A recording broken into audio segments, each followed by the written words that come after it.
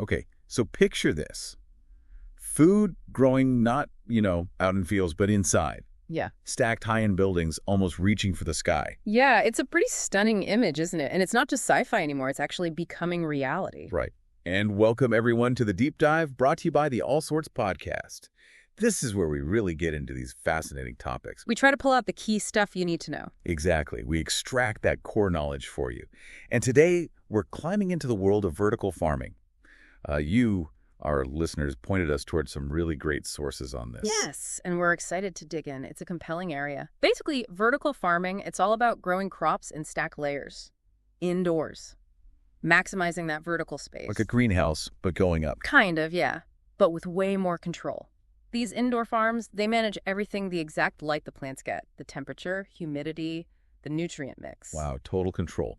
So our mission for this deep dive is to harvest the really important bits from the sources you shared, guides, articles, even economic studies. We want to give you a clear picture of the methods, the big challenges they face, and importantly, the economics behind it all. Yeah, what makes it tick financially? We've got a pretty complete guide, something focused just on lighting, which sounds crucial in that economic assessment. So get ready to maybe rethink where your food comes from. Definitely. Prepare for a fresh perspective. Okay, but before we cultivate this topic further, just a quick word from us here at the All Sorts podcast. If you're enjoying these deep dives, finding them useful. Which we hope you are. Yeah. Help us grow. Please head over to the All Sorts podcast on YouTube. Like, share, subscribe. It really helps build our community of curious minds. And check out our past episodes, too. Lots of different topics covered. Absolutely. And follow us on X, Instagram, and Threads for, more little seeds of wisdom. Okay, let's get growing. First up, the basic idea. Maximizing vertical space. It sounds simple, but the way they arrange the plants is really strategic. It's not just random stacking. Right. Every plant needs its share of light and nutrients, yeah. Yeah. Exactly. No matter if it's on the bottom layer or the top, the design has to account for that. And the advantages seem pretty compelling, like growing food right in the middle of cities where space is so tight. That seems huge. That's a major plus, especially when you think about, by 2050, they expect something like 68% of everyone will live in urban areas. Wow, 68%. So bringing farms closer makes a lot of sense. It really does. And think about the land use.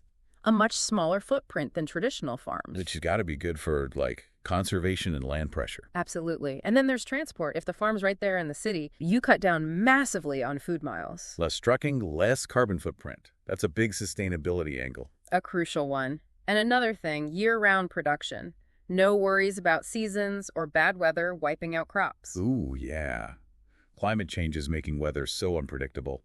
Having that consistency must be invaluable. Exactly. These are controlled environments. They're resilient to that kind of external volatility. You get a reliable harvest all year long. And I read something about water usage, too, that it's more sustainable. Yes, that's often true. Many systems are closed loop. They recycle the water very efficiently. So much less water used compared to, say, field irrigation. Often significantly less, yeah.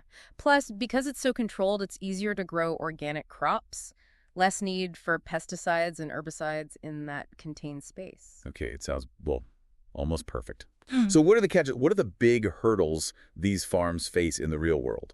Well, yeah, there are definitely significant challenges. First off, the setup cost. It's high. All the specialized gear, the technology, Yeah. racks, lights, climate systems. Precisely. It takes a big initial investment, and then there's the know-how. You mean running it isn't simple? Not really. You need a good grasp of plant biology, obviously, but also the technology itself. The environmental controls, the hydroponics or aeroponics. It can be a steep learning curve. And something I didn't immediately think of. Pollination. If it's all indoors, how does that work? No bees, right? That's a really important point. Pollination can be difficult and costly. You might need to do it manually. Hand pollinating plants. That sounds incredibly labor intensive, especially on a large scale. It absolutely can be. And then there's energy. Keeping all those lights on, the climate perfect, that takes a lot of power. So high energy bills are a major operating cost. Definitely one of the biggest. And related to that, labor costs can be high too, especially if you're in a city with higher wages and you need skilled people to manage the tech. Even with automation. Automation helps, for sure, but you still need skilled oversight. And finally, the tech reliance itself. It's great when it works, but But if the power goes out? it could be devastating for the crop very quickly. That dependency is a risk factor. Okay, so we have these controlled environments, stacked layers. Mm-hmm. But how do the plants actually grow without soil? What's the magic there? Right, that's where the soilless methods come in. The most common one you hear about is hydroponics. That's using water with nutrients, yeah. Exactly. Plants grow directly in a nutrient-rich water solution. No soil needed at all. Okay, what else? Then there's aeroponics. This one's even more water efficient, potentially. The roots hang in the air, basically. In the air? Seriously? Yep, in air or a mist. And they get sprayed regularly with the nutrient solution. Gives the roots lots of oxygen, which can mean faster growth. Wow, that sounds delicate, maybe more complex to manage. It can be, yeah. Requires very precise control. And the third main one is aquaponics. Aqua, like fish. Exactly. It combines raising a fish that's aquaculture with hydroponics. How does that work? It's pretty cool, actually. The fish waste provides natural fertilizer for the plants. Nutrients. Right. And the plants, as they absorb those nutrients, clean the water for the fish. It's a symbiotic loop. A mini ecosystem. That sounds incredibly sustainable, but probably needs even more expertise. It definitely requires managing both the fish and the plants effectively. So yeah, more complex skill set needed. So hydroponics, aeroponics, aquaponics. Mm-hmm. How does a farmer choose? Well, it really depends on their specific situation, what crops they want to grow, how much money they have to invest, their technical comfort level. And maybe priorities. Like, is water saving the absolute top goal or something else? Exactly. There's no single best method. It's about finding the right fit for their goals and circumstances. Okay, let's switch gears slightly to the tech itself. Lighting seems absolutely critical if you're growing indoors without sun. Oh, completely essential.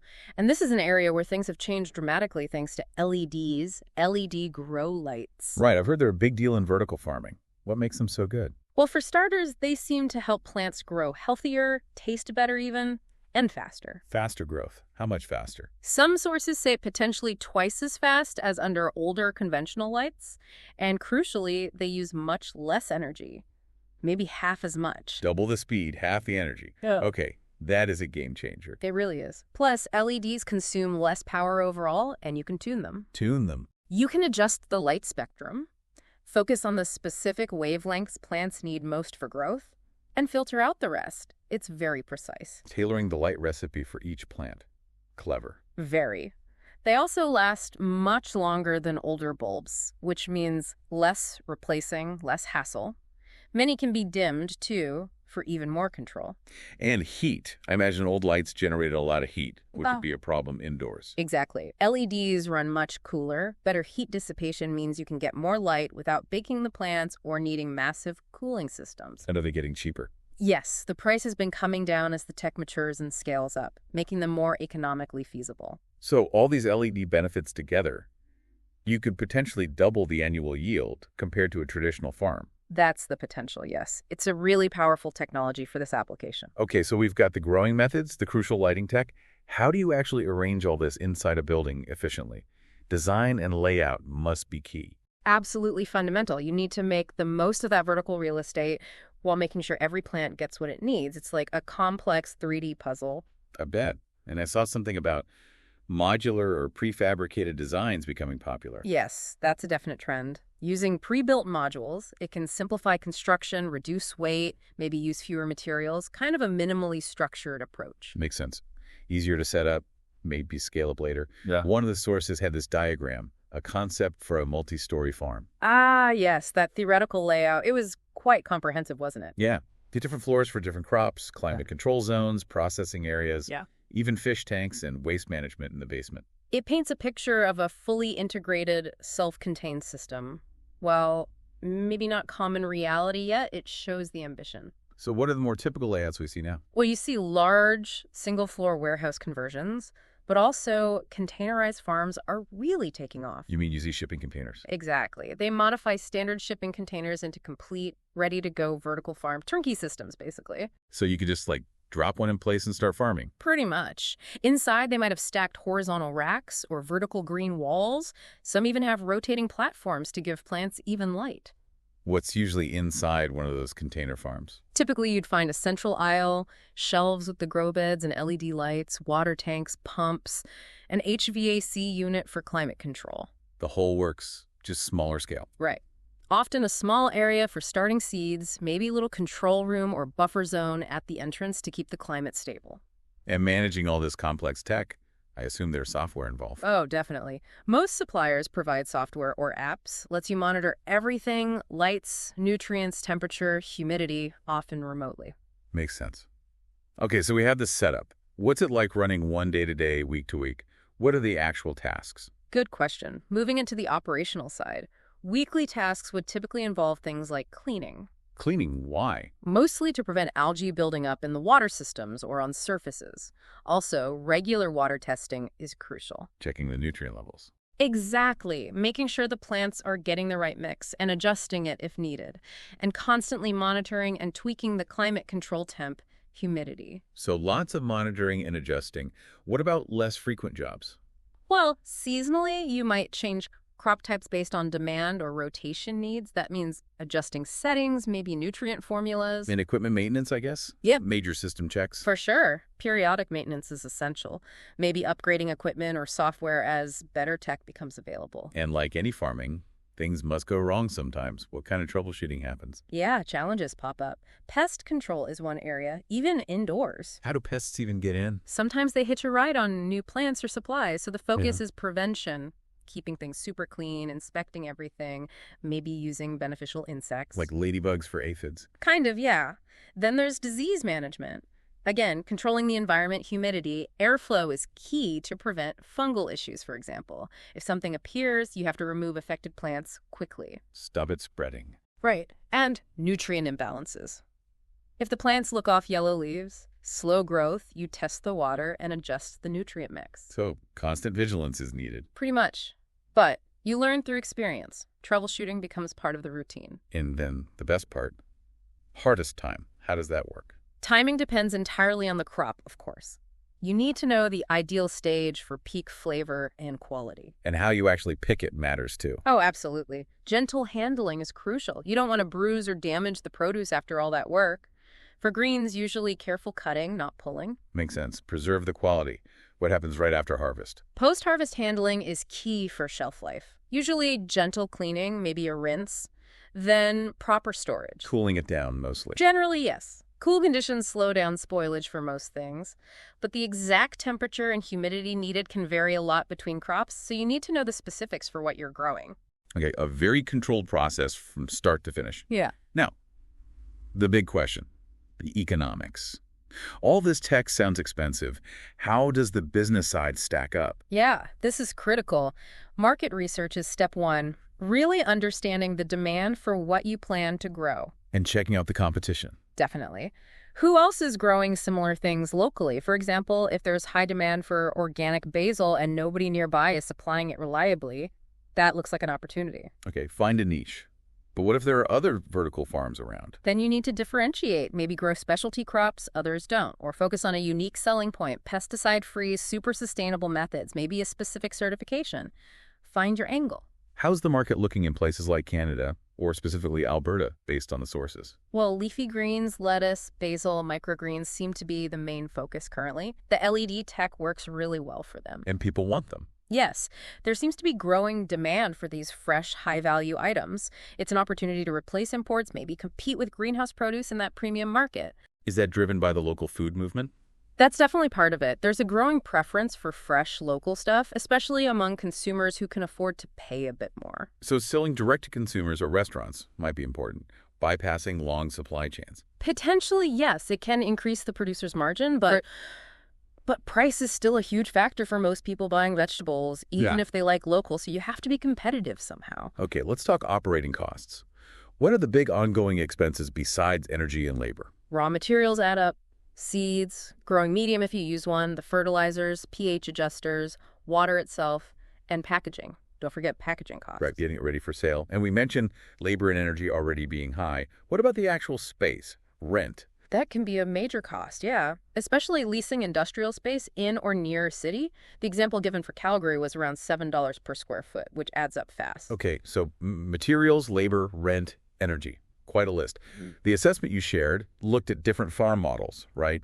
Big warehouses, containers. Yes, it analyzed a few different setups. Large-scale warehouse with racks, container farms with rotating platforms, various smaller shipping container models. And what was the bottom line financially, generally speaking? The general finding was that the cost to produce stuff in vertical farms is often higher than traditional field or even greenhouse growing. Mostly because of the energy for lights and climate control. That seems to be the main driver, yes, which makes it tough to compete purely on price in the wholesale market, like selling to big supermarkets. So how do they make it work financially? Often, it relies on selling direct to consumer or to restaurants at a premium price, capitalizing on that freshness, local appeal, maybe organic status. So you need a good marketing plan and customers willing to pay more. That seems crucial for many current models, yes, accessing consumers with higher disposable income. Did the assessment say the whole industry isn't viable then? Or just that current models face these challenges? It was more nuanced. It highlighted the challenges for current turnkey systems, but didn't write off the whole industry. It noted costs could come down with tech improvements and more competition among suppliers. But buyer beware, essentially. Do your own homework on the numbers. Exactly. It stressed the need for independent verification of any claims made by equipment sellers. Don't just take their word for the potential profits. So an exciting field, lots of innovation, but still working through the economic realities. That sums it up pretty well. Well, this has been a really deep dive, hasn't it, into vertical farming. It's amazing to see this blend of tech and agriculture tackling, food production in new ways. It really is. And as we wrap up, it's clear, I think, that vertical farming offers some really exciting possibilities. Urban food, sustainability, year-round fresh produce. But success isn't guaranteed. No, it hinges on continued innovation, especially in bringing down costs like energy, and really efficient operations. Plus, smart marketing to connect with consumers who value what these farms offer. Which leads to a final thought for everyone listening. Yeah, think about this. Cities are growing, the climate's changing. What role do you think vertical farming will actually play in feeding our future? How big a piece of the puzzle will it be? Definitely something to ponder. Thank you so much for walking us through all that. My pleasure. It was fascinating to discuss. So the seeds of knowledge, hopefully, have been sown in this deep dive from the All Sorts podcast. If you want to cultivate more insights like this, Keep learning with us. please head over to the All Sorts podcast on YouTube. Like, share, and subscribe. Help our community blossom. Check out our backlog, too, our garden of past episodes, and follow us on X, Instagram, and Threads for a steady harvest of interesting content. Keep exploring. Absolutely. Until our next excavation of knowledge, keep those curious minds growing. Until next time.